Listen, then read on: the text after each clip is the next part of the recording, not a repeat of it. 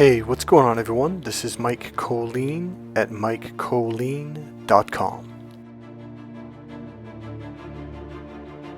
We are going to finally answer the question, do narcissists know what they're doing? And are they doing it on purpose? I'm going to prove to you beyond a shadow of a doubt that yes, they know what they're doing and they are doing it 100% on purpose. And they'll do it again if you let them back. So the question is, are they doing this on purpose and do they know what they're doing? Well, I'm going to give you the quick, easy answer is yes, absolutely 100% to both questions. They do know what they're doing and they're doing it on purpose. So I just saw a clip of, apparently I think it's a new movie with Jada Pinkett Smith, and she is evil in this movie. So she's essentially training this young lady, probably 18, 20, 24, whatever, to basically do narcissist stuff, and they have a target, and there's just something else I'm going to tell you about a target later on in this video. It's really going to shock you, but you're going to be able to relate to it. So for some reason they're targeting this guy. Now I haven't seen the movie, I've only seen the short 60-second clip or 90-second clip, and she's literally teaching this girl narcissist tactics. The scary part is they literally will target certain people for whatever reason. So the whole movie is diabolical. Jada Pinkett Smith goes up against this other man, and then there's a guy who's supposedly on his side defending him, and Jada Pinkett Smith and this guy are like arguing, fighting, and Jada offends his mother, and he goes, "Don't talk about my mother." So they act like they're enemies, but they're not. Not 5 minutes, but 5 seconds later, they're in bed together, and he's saying, I think she said, if we get caught, we're toast or we're smoke or something like that. So here's another thing I want to say before I finish this is I had a realization a few nights ago that, a lot of you feel like you were stupid, like you were dumb. No, you weren't. These people were doing this stuff behind your back. No one told you what was going on. It wasn't like, you know what I'm saying? And a lot of times with the gang stalking, they'll send someone into your life that you've never met, that you don't have any idea that this person has a connection with that person. So you're not dumb. Those people are just evil. But now you know the game. Now you know what's going on. And they're terrified. They are terrified that you actually know. I am telling you 100%. If they know that you know what narcissist abuse is and you're clear on it, they're going to be like, oh shit, they know. Like, yeah. They're going to realize, like, wait a minute, so they know that all of that stuff we did to them, that we did it on purpose, we set them up, we planned this out. When they realize that you know that, they're like, oh shit. The music will go down in about 10 seconds. Now here's the deal. If they come back in your life, whether it's family, friends, exes, whatever, I promise you this. They will play the deflect game. They will tell you, oh, it's all in your head. Oh, you don't know what you're talking about. Oh, that's just silly. Oh, you're acting weird. They will do anything to deflect, change the subject. They'll even try to do the blame shift on you and accuse you of something immoral or wrong. And they'll completely change the topic. They'll act like what you're talking about is no big deal. They will do any and every tactic and technique in the world. Do not think in a million years that they're suddenly going to go, oh, you caught us. Yeah, they're not going to do that. They're not going to openly admit it unless they have a reason to, something that will benefit them. Like a get out of jail card, or if I tell first, then I'm not going to be in as much trouble or anything like that. Now, I will tell you one thing, record them. If they want to spill the beans and they want to tell you what's up, record them, because they will later deny it if you don't. Another thing, bring a friend or two. Do not be one-on-one with these people, and do not do it when they have more than themselves. Refuse to meet with them if they're going to spill the beans. If they're bringing even one person along, do not do it. The only way you do it is if you have 2 or more people and you're recording and it's just them. Otherwise, no deal. So now she's teaching this young lady, because she's the young lady's going to go after this older man, okay? So she's teaching her how to say, I love you. And the girl says it too sexy. She goes, no, don't say it sexy. Say it like a mother saying it to their child or to their son. So she says, you're putting too much sex on it. Keep it clean, like a mother. So she's grooming this young lady. And the young lady understands that she's targeting this man. So she's grooming this young lady to do all this stuff to get inside this guy's head.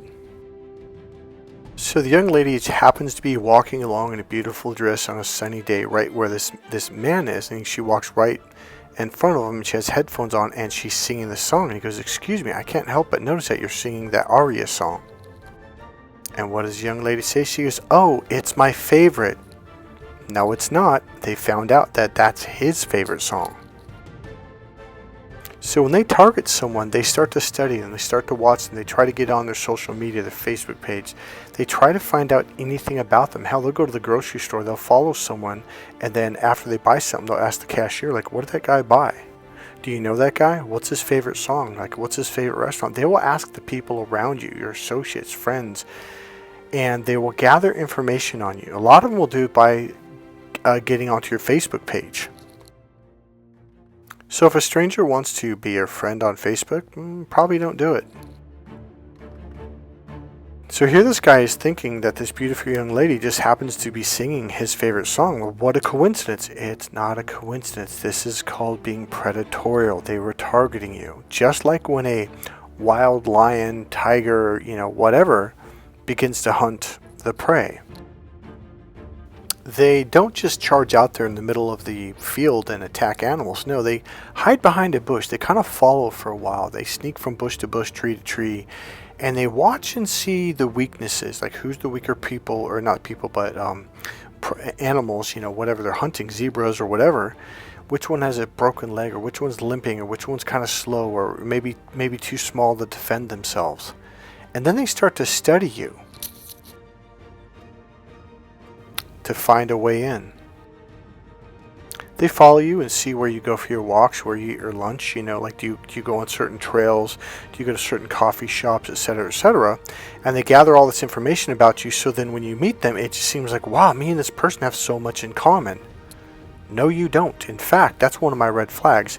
If I meet someone and all of a sudden they're just, wow, we have the same favorite color, we have the same favorite songs, we both have this and this and that, I'm like, oh, this is a narcissist. They've been targeting me.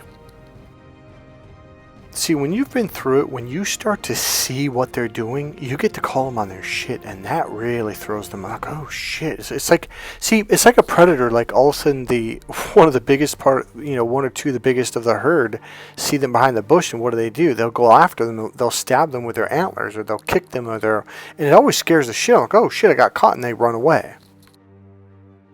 So what to do if you let's see, where is it? What to do if a narcissist is targeting you? Okay, I just found this on Google. It's really what I did 100%. It's the Great Wall of China. Enforce your boundaries no matter what. Also let the narcissist know what will happen if they violate your boundaries. Tell everyone. Tell your neighbors. Tell the manager of your business. Tell the owner of the business you work for. Tell the people around you. Tell the truck drivers. Tell the delivery guys. Tell everyone that they're narcissists. Tell everyone that they're harassing you. Tell everyone. Tell them you're going to go to the cops. If you come across this boundary one time, I'm going straight to the police. Do not back down. Shove it in their face. If they cross your boundaries, then follow through. The key phrase is enforce your boundaries no matter what, because that's what it's going to take for them to go, oh shit, yeah, they're not going to let me in. When they realize that, they move on. They may come back a little bit later, a month or whatever, 2 months, 3 months later, but if you enforce your boundaries again, they're going to be like, oh yeah, they're not letting me in. Every time for the rest of your life, when they realize like, oh, they're just not, the door's not opening, they're going to be like, well, I need source, so I got to find someone else. Now, if you have bigger brothers or, people that are strong that can, take care of it, well, let them know. Don't think that you have to do this all alone, that you have to prove some connect. No, use the resources in your life. That's absolutely part of enforcing your boundaries, 100%. So he goes on to say, my mother sang that to me when I was young. She used to sing that to me my whole life. I haven't heard that in a long time. And then he said, you look just like her. So they did her hair, her makeup, her dress, everything the way his mother used to. Now, this video triggered a memory of mine, and there's a couple reasons, but this is one of the reasons why I made this video. So this video triggered this memory, and I was like, oh. And then I remember, oh, they completely, not only do they target you, but they train each other. From a very, very young age, much younger than this girl. So when I went through my awakening, I was 28 years old. And my sister had 3 kids, 2 boys and my niece. She was the oldest. She was about, at the time, I think she was about 8 years old, something like that. And then my nephew was about 5 years old, approximately. And then my other nephew was younger. So I'm going through this amazing awakening. I don't know if this was like the 2nd week or 3rd week, or I don't know what it was, but I was wide awake, and it lasted for 6 months, and I saw everything. So I went over to her apartment. I don't even remember why I went over there. And I walk in, and my nephew, the older one, well, the middle one technically, he was kneeling in front of the television. Now he's about 3 feet from the television, something like that, and he's just focused, like he's got blinders on, like he's, even when I walked in, hey, what's up, buddy? And he didn't even look, and I said it again and again. I looked at my sister, go, what's wrong? She goes, oh, nothing. Now, right there is one of the techniques that narcissists do on you. If you see something that's weird, off, or just wrong, it's so natural for them, oh, nothing. Oh, you're just reading into it. Oh, blah, blah, blah, or change the subject, and that's what they do. Deflect. They are so, I don't mean just comfortable. It's just so normal for them. That's just almost like part of their speech pattern, is to constantly deflect. And what happens to you is it blinds you from seeing what you actually see. This is brainwashing. Now, before, after the 2nd or 3rd time she said nothing, I would have gone, oh, okay. And I would have just forgot about it. But I'm in this deep awakening thing, and I'm like, no, there's something wrong here. So I'm just kind of watching what's going on. He's completely silent. He's not moving a millimeter. If you could truly wake up and see the level of consistent, constant, everyday brainwashing, you would be like, what in the fuck is going on? It's not just your family either. So my alert system's on. I'm wide open. I'm wide awake. I'm watching, absorbing everything. And that's the thing about being wide open. You receive everything, so you're aware of everything. So my niece, she's pretty tall for her age, kind of a big girl. And she's just running around like a crazy person. And just like, and I mean, she is really just, it's like she was purposely being obnoxious. It was bizarre. So my sister was in the kitchen doing something, making sandwiches or cleaning. I don't know what she was doing. She was doing something, and I'm kind of watching, like, what the hell's going on? And I went over to my nephew. Hey, buddy, are you okay, man? Is something wrong? And he wouldn't say anything. He wouldn't even look at me. And my sister goes, Michael, he's fine. So I went over and I said, look, there's something not right here. Like, that's not normal, Amber. And she said, no, he's fine. You're just reading into it. I'm like, okay. And then my niece is just physically running around, yelling and screaming, just like literally being obnoxious, just being loud as hell. And I'm just like night and day, not just distinction, but contrast, like super quiet, will not move, will not budge, not a millimeter. And the other one is just ping-ponging off the walls. Like, what is this? So then my nephew turns his head and goes, Mommy, and that's all he said. She goes, God damn it, Nicholas, I told you to be quiet. And she's flipping out like Satan took over. I'm serious. So he turned back to the television and froze again. Didn't move. And then I was like, okay, this is messed up. But there's more. Sorry, I'm being kind of goofy. So then all of a sudden, my sister grabs my niece, literally physically had to stop her from running. She goes, okay, we're going to call Auntie Vicky. Remember that voice I taught you? We're going to get her to buy a bunch of, because she was in brownies or whatever, but she was going to get her to buy the brownie cookies, right? Because apparently there's a competition. If you sell the most, you win something. I don't know what it was, but apparently it was important enough for her to do this. So she goes, remember that voice that I taught you to do? About Auntie Vicky. And then don't ask her to buy a box of cookies. Ask her to buy 15 boxes of cookies. Because even if she doesn't buy 15, she'll buy at least 7, maybe even 10 if you're lucky.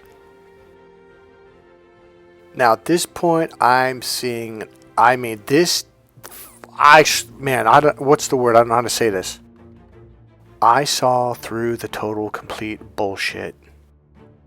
My niece is getting trained to be a manipulator. My nephew's being trained to do what you're told. My niece is getting trained to speak up for herself, and here's how you do it. And my nephew's being told, don't say a word. Don't speak up for yourself. I was like, oh, this is brainwashing. And I yelled at her. I'm like, what the F are you doing? You're teaching her to be manipulative, and you're teaching him not to speak up for himself, not even to say a peep. And I was just, man, I lost it. I go, is this what you've been doing this whole time? And I literally, okay, here's what she said. She's, wait, you can see? And I kind of looked at her like, because it kind of was a really weird response. I'm like, what do you mean I can see? She goes, wait, you see what I'm doing?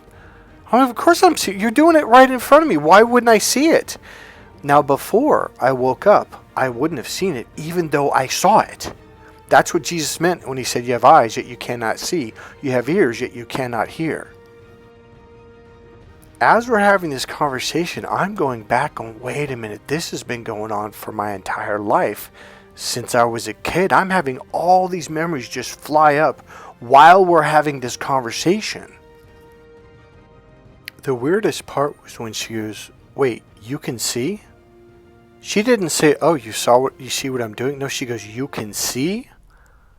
That was like, that made me, because it wasn't like a normal response. Like, what do you mean? Like, of course, she knew I was blind. She knew I was brainwashed. They all do. And when I woke up, it set off the alarms. So they had to do the beat down. And they did it over and over. It was every conversation, it was just a whole. See, this is why they'll shame you, because it's like your brain gets so terrified that you close up into that narrow view into your logical linear left brain, and now you're not wide open. The goal is to be wide open so you can see all of this. The meditation paid off. So the next memory that came up was when we were little kids. So I was about, I'm going to say 4 years old approximately. I don't remember exactly how old I was, but very close to 4. My mom had kicked my dad out about 4 or 5 days before. So, they were filing for, she was going to file for divorce and all that stuff. So he was out. So about 4 or 5 days later, out of the clear blue sky, must have been her day off from work, she called all of us boys and made us go into the girls' room. Now, this is all symbolic. It's all brainwashing. And now, at the time, I didn't know it. I just well, what are we going to the girls' room for? I didn't know. Nobody was in trouble. Nothing was going on. Next we're in the room, and then she got the 2 girls come in and made them stand next to the door, side by side. And my mom starts screaming at us. And this was the most terrifying experience I've ever had in my life.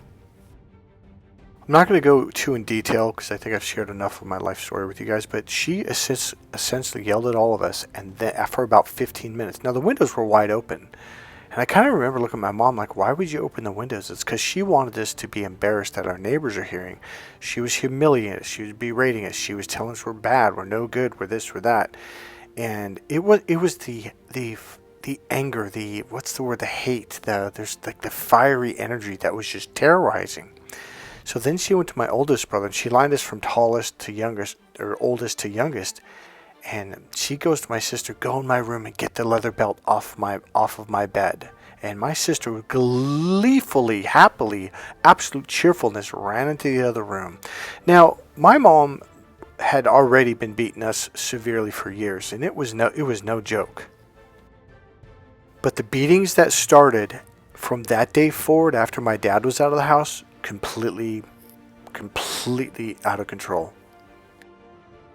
So she's screaming at my brother, my oldest brother, and she's in his face, putting her finger literally a millimeter from his nose, maybe even poked him in the nose a couple times. And I'm just this little kid just shaking. I mean, we were shaking to death. And she yelled at him for about 15 minutes, and then she wailed on him for about 15 minutes and stripped us naked and just beat the piss out of him. I mean, it was brutal. We're talking bleeding. It was that bad. Then she went to my next brother and she screamed at him, yelled at him how he's this bad kid and blah, blah, just all this stuff. And this went on again for about 10 or 15 minutes. And like the whole thing was just terrorizing. And that's why she did it.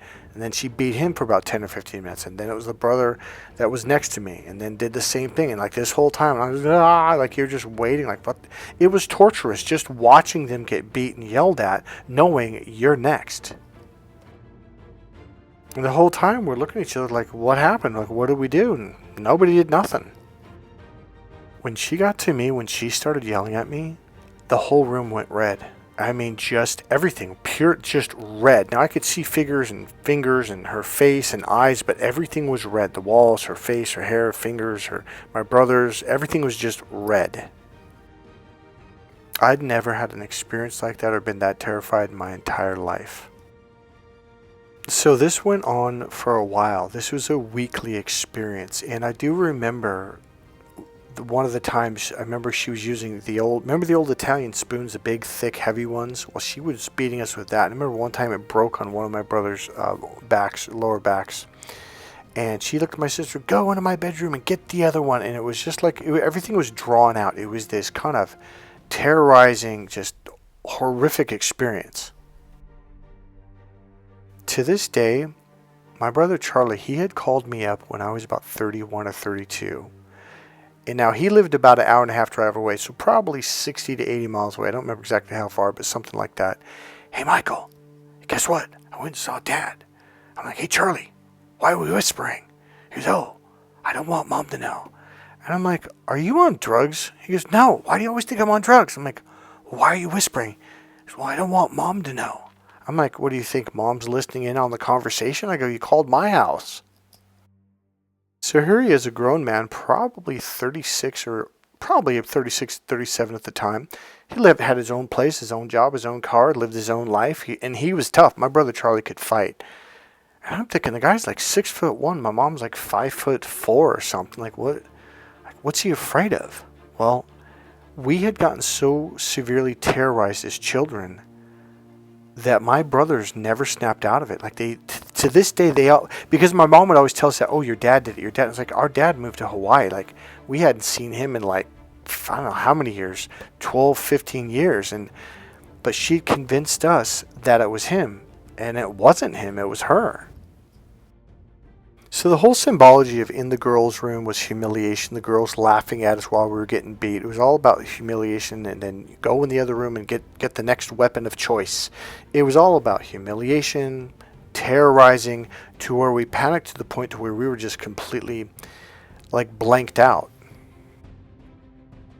You were not allowed to see what you were experiencing. You were not allowed to know what you were experiencing. You were not allowed to see what you were seeing. Period. There's a lot of different brainwashing techniques that narcissists use on us. And it's all designed to be able to do something horrific right in front of you. And yet, your brain doesn't acknowledge it. I don't know, there's a word I'm looking for, but I'm going to use this one. It's like your brain suddenly can't recognize it. It sees it, but it defaults to, oh, you didn't see that. And that's what they'll tell you. Oh, you didn't see that. Oh, that never happened. Oh, so-and-so didn't do that. It's like you just like, oh, yeah, just okay, this didn't happen. And then you go into the next room and watch TV while your brother's screaming bloody murder for his life in the next room. It's an everyday thing. So one of the things narcissists do, they will make the innocent people look like the bad guy. They will make the innocent ones to look shameful, like, oh, they're the weird ones, they're the creeps. And this guy had done it to a lot of people. He humiliated people. He publicly said, oh, that person's crazy. Like, the gang stalking, it's designed to make you look crazy because it makes you, like, okay, let's take me. My family wouldn't let me sleep. They would wake me up at 1, 2, 3, 4, 5 in the morning. They would bang on the door. They'd throw stuff at me. They'd hit me in the head with baseball bats, stab me in the chest with knives. I'm serious. I've been stabbed multiple times in the chest by my older brother. It's like it was this constant barrage. I went with zero rest. I'm trying to think of it. Dave Chappelle. They did this to Dave Chappelle. So Dave Chappelle, they basically said, hey, we need you in the fold now. Like, you got to kind of follow Q. And I think they offered him, it was $15 million or some ridiculous. And he didn't want, he's like, no, I'm not doing that shit. You guys are fucked up. And so they're like, oh, okay. So next thing you know, if you remember, this was going back about 10, 15 years, they made him look like a nut job, and they blasted, and they even told him. And Dave Chappelle came out and talked about this. Like, yeah, they told me, by this time next morning, the whole world's going to think you're insane. And you know what? That's exactly what people thought the next day. I think they put him on drugs. They started gang stalking him, all kinds of stuff. Now, Kanye West, the same deal. He was sounding the alarm, but they made him look like he was crazy, and nobody listened. Oh, Kanye's weird. He's weird, He's just, he's going insane. Talking about working for God, do you remember the scene right here when Taylor Swift won the award? He ran up there from the audience, took the microphone out of her hand, and then he started saying, oh, Beyonce's the best. Beyonce had the best song. Beyonce had the best. Taylor, you're good, but Beyonce has the best song. She should deserve this award. And it was just like, wow, that's just really weird. And I admit, it's like, yeah, he's either extremely selfish or racist or something, because that was just like, what the hell, dude? Turns out he's working for God. He was saving Taylor's life. Apparently, before this award show went down, P. Diddy said, if anybody beats Beyonce, they're my next target. And his targets never live. So Kanye West, to save a young lady that he probably never really knew, was willing to let the world think he was absolutely batshit crazy insane to save her life. Now, here's another really weird thing. There's quite a few celebrities, when they beat Beyonce in the awards, they would praise her. They wouldn't even thank their own people. They would just say, oh, your song Lemon, it's the best in the world. Adele is one of these people that beat Beyonce at one of the awards, and the whole thing was her praising Beyonce, talking about Beyonce's song at the time, and going on. And I just remember going, this is kind of weird. Like, yeah, we get it. You like Beyonce, but like, why not say thank you, for the award, and, say thank you to the people it was just beyond. Like, she went on, and at one point she literally looked terrified. So these are the images of all of the young, beautiful, amazing singers and actresses who ended up dead. So this is Aaliyah. When she died, now I wasn't a huge Aaliyah fan. I just thought she was beautiful. I thought she was amazing. But when she died, I knew, like, there was something in my body, like, this is not right. Even though it was a plane accident.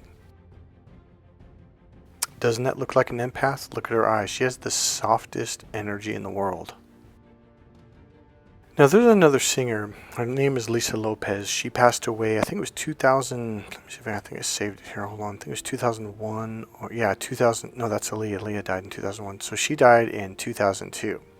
Well, she died after she spilled the beans on the industry. So her and her group, I cannot remember the name of the group right now. Hold on. This is her right here, Lisa Left Eye.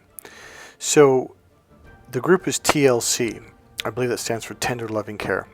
So regardless, she ended up spilling the beans on the industry.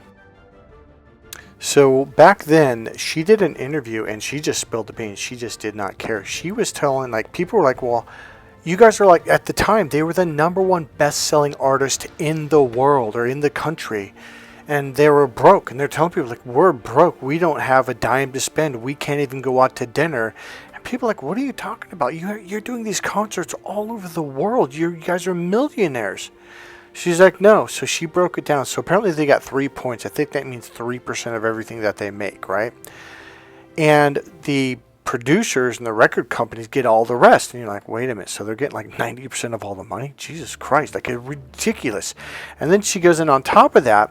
All the time in the recording studio, when we get our check, we have to pay. So let's say we got a check. I think they each got a check for like $1 million or $2 million or something like that. She goes, well, $1 million of that went to this. $500,000 went to this. And then this went to that. And then after taxes, we were each left with $300,000. She goes, you can't even buy a house in Los Angeles for $300,000. She goes, we put a down payment on a home and we each bought ourselves a car. That's it. We were broke after that. We didn't even know how we were going to make our next house payment. And she's like, that's why people are looking at us like, how can you be broke? How, like, what did you do with all your money? She's like, what money? If you guys remember this group back in the late 90s, early 2000s, they were on top of the world. So when she spilled the beans on this, I knew back then, as young as I was, like, oh, they're going to kill her. Like, and they did. They didn't mess around at all. The best way to wrap this up is just to read something that quite a few people have written very similarly, and it's been all over the internet. So let me read this off to you. Hold on.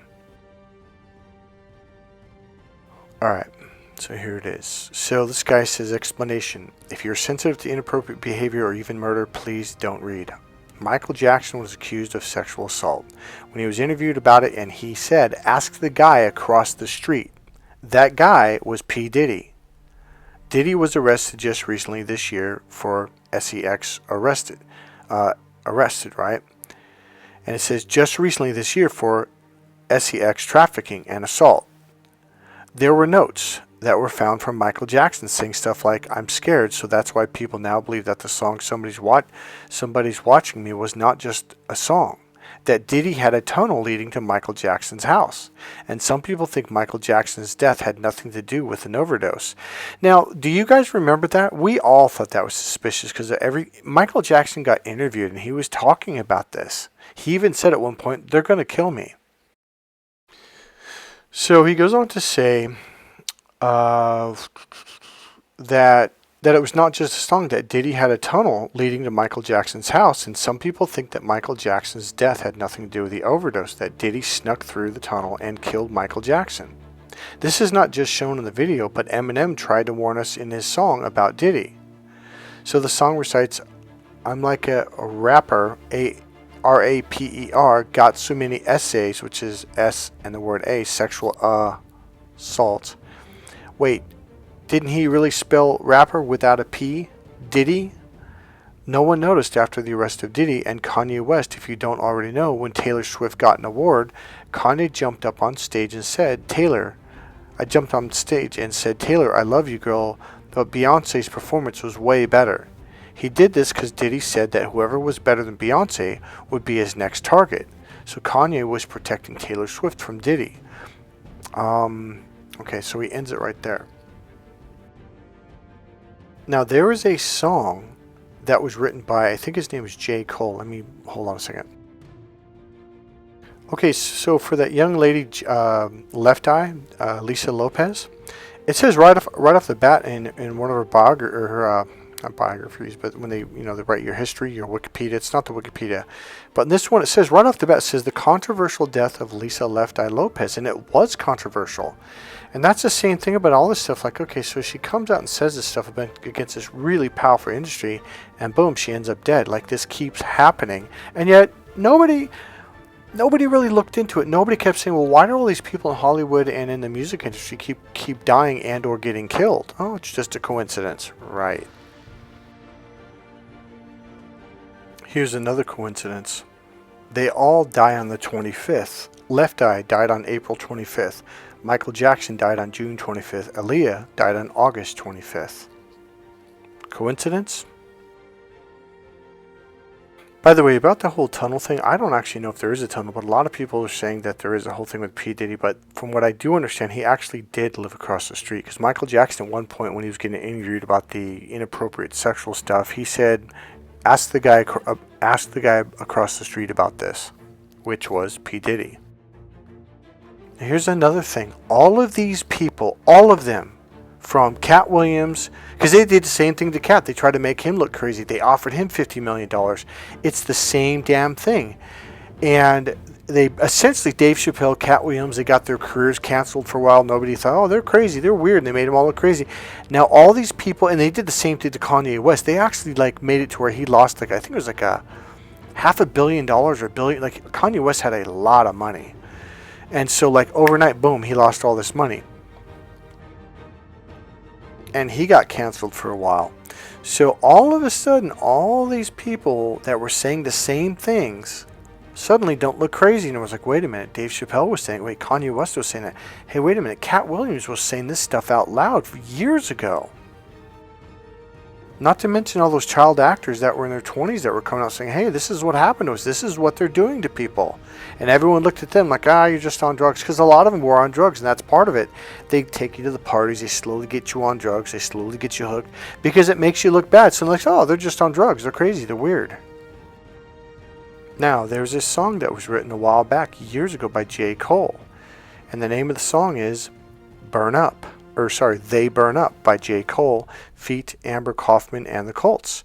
And over it says, she knows, she knows, she knows, and I know she knows. Well, this is I forget it. We learned it in NLP. It's kind of like not a trick on words, but a play on words. Beyonce's last name is pronounced Knowles, Knowles. So it sounds like the word knows. She knows. She knows. She knows. And then he goes on to say, the only bad thing about a star is they burn up. Rest in peace, Aaliyah. And rest in peace, Left Eye. Michael Jackson, I'll see ya. Sorry, this song is actually called She Knows. And it came out October 29, 2013. So here's the deal. We can stop this, and I believe that we are turning the corner to stopping all of this stuff. Like, this whole thing is a freaking absolute cult, nightmare, demonic. It is darkness being revealed. So there's something else that I want to say to you. I want you to congratulate yourself. I congratulate you. You guys are warriors. You literally were dragged kicking and screaming through an absolute evil nightmare from hell. And you made it through, you fought them off, and you are a whole lot stronger than you realize. The fact that more and more of us are waking up is causing the enemy to become weaker and weaker. Stay strong, keep fighting the good fight. We are winning, and it's getting better and better. I want to end it with this.